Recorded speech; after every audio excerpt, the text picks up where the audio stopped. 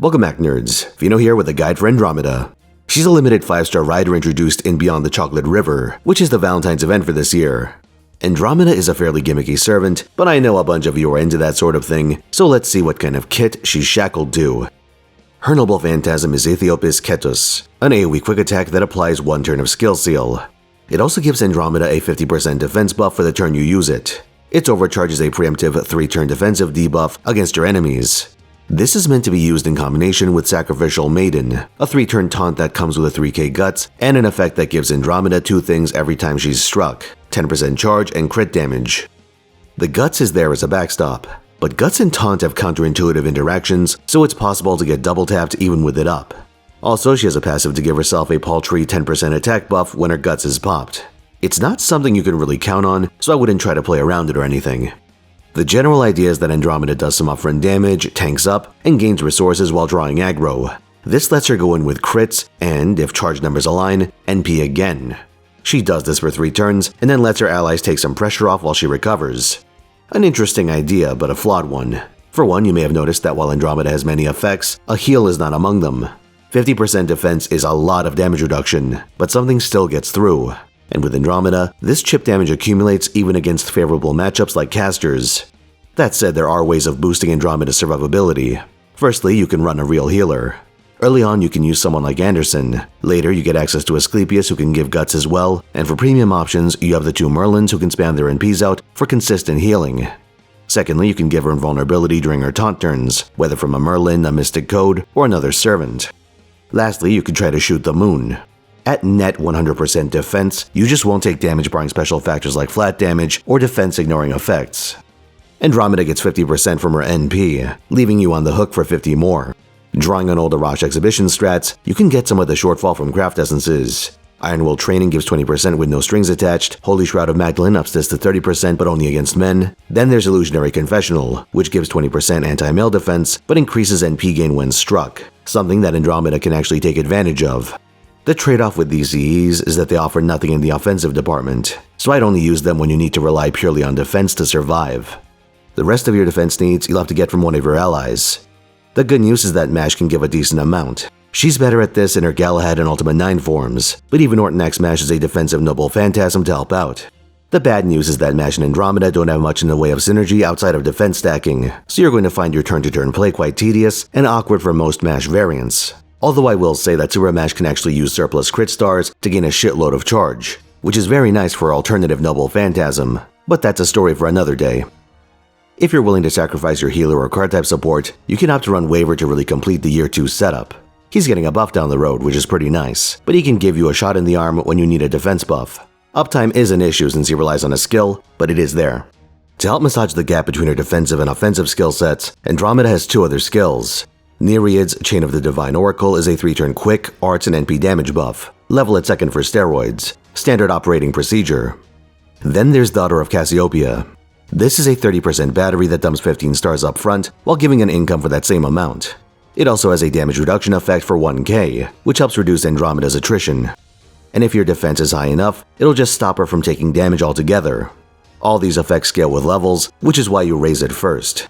The 30% battery means that, in combination with her starting charge up pen skill, Andromeda can try to run 50% CEs like Traces of Christmas's Past while farming.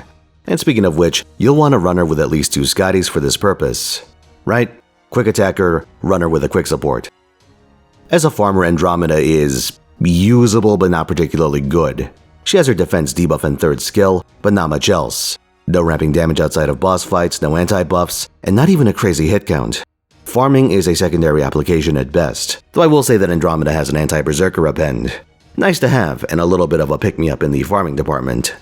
But then again, berserkers are a huge pain when it comes to her primary gimmick, so it's hard to get mileage out of her entire skill set at the same time.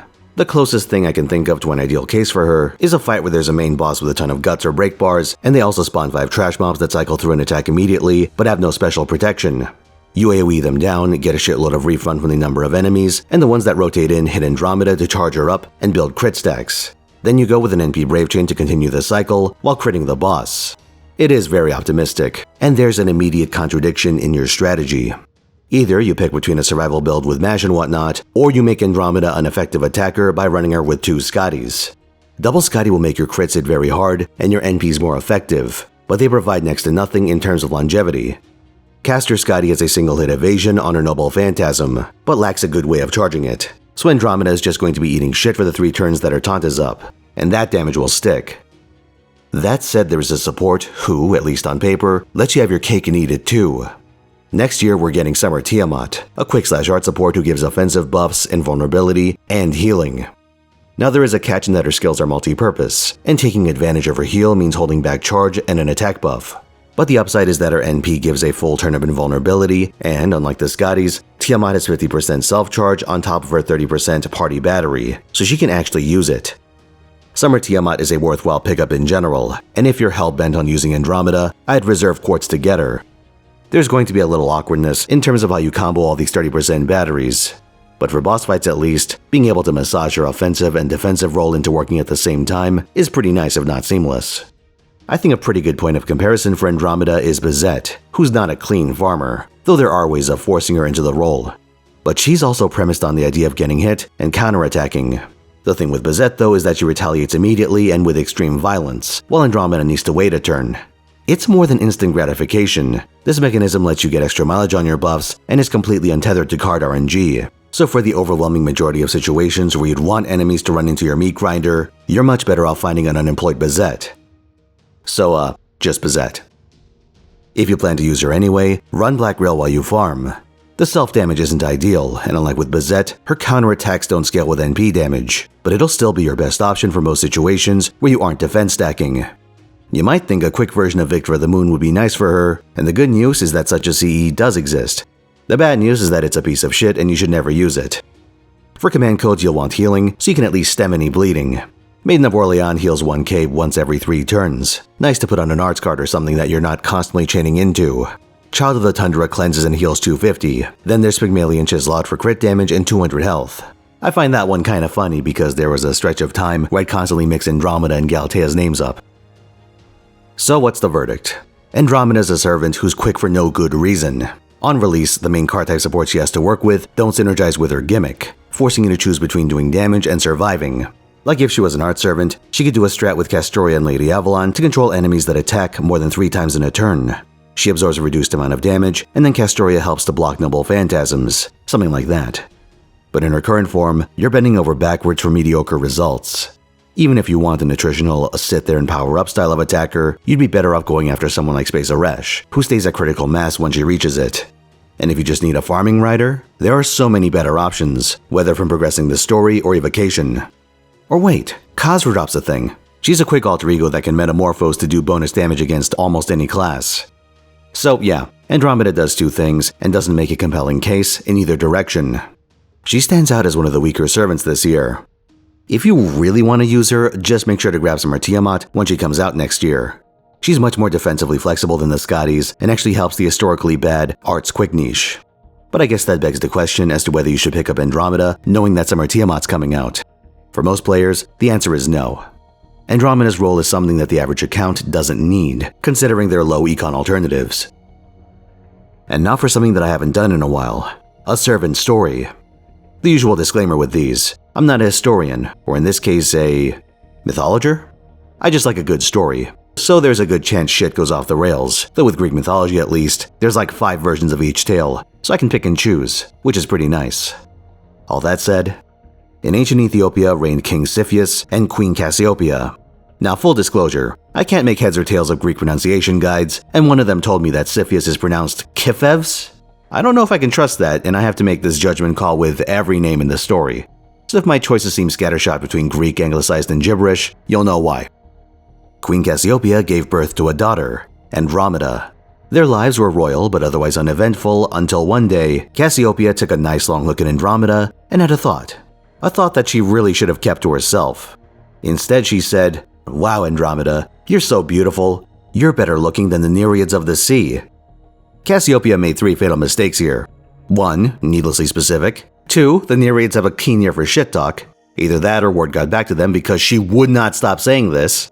3, the Nereids, like many denizens of the sea, are buddy-buddy with their boss Poseidon. Big P, deciding that this insult must be avenged, considers a proportional response. So he sends a huge fucking sea monster to wreck the coast and kill everyone in sight.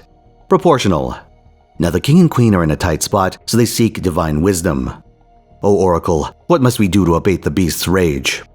The answer? Offer up Andromeda's life. With agony in their hearts, Cepheus and Cassiopeia take Andromeda to the seaside, where they chain her upon a rock for the monster Cetus to devour. No Phoenix Iki to save the day. But at the same time, a man was flying overhead. He's taking in the view when he sees something weird. A lady, chained to a rock by the shore. And as he gets closer, what's this?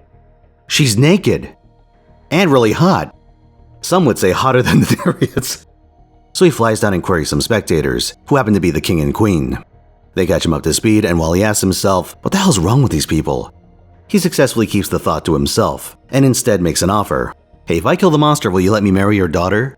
And they're like, yeah, sure. Nothing to lose at this point.